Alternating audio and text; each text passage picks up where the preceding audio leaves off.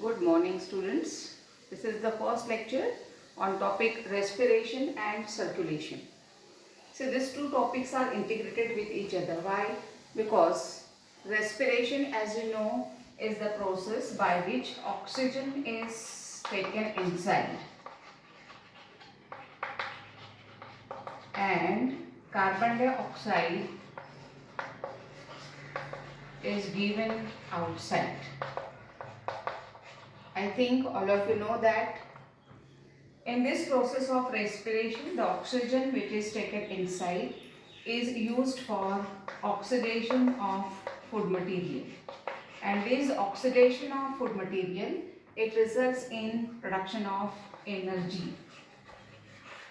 And this energy in the form of ATP is used for various life activities. This process is called as respiration. And what is this circulation? Circulation is the transport of material from one place to the another. Why these two are integrated here? This circulation is related with transportation of oxygen also. So that oxygen can be transported from the respiratory surfaces, from the respiratory organ to each and every cell. Okay. So this process of respiration, today we are going to study about the details of respiration, as this is the introductory part. Oxygen is taken inside, carbon dioxide is given outside.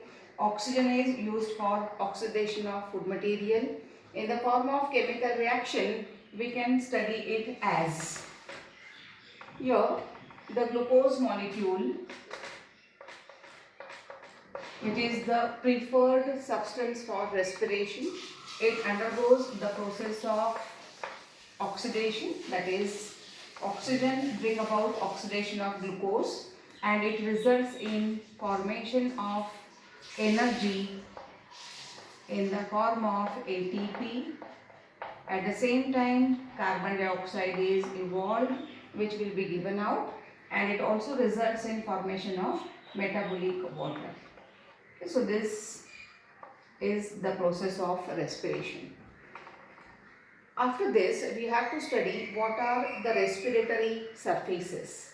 The respiratory surfaces means what?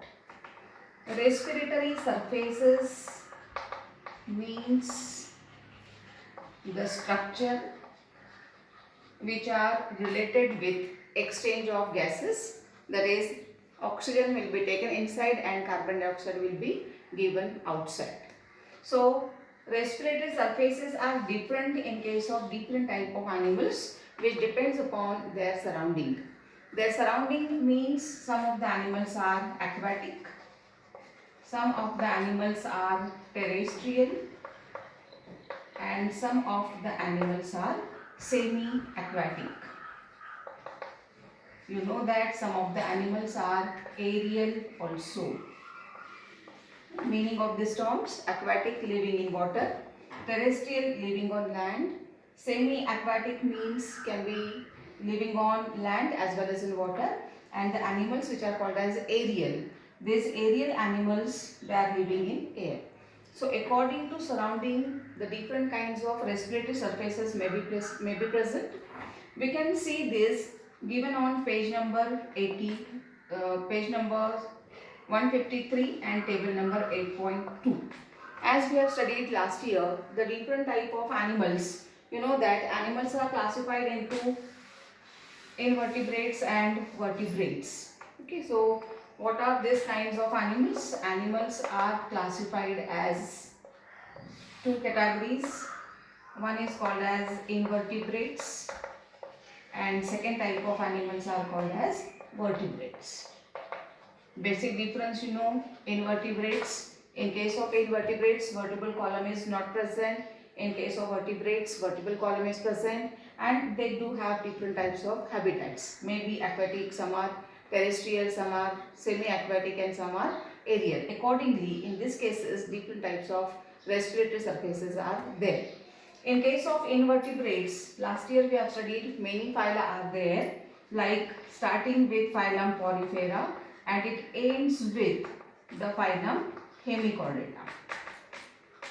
So in these cases, in different types of phyla, different type of respiratory surfaces are there. As I said, it is given on table number 8.2. Last year also we have studied. So you have to go through this table number 8.2 for the detailed study of these different respiratory surfaces in case of animals.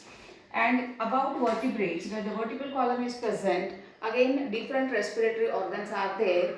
And also you know that some of these vertebrates are aquatic, some are semi-aquatic, some are terrestrial. Accordingly, in case of vertebrates also different respiratory organs are there. Okay, so after this respiratory surfaces, that means respiratory organs in case of animals, what are the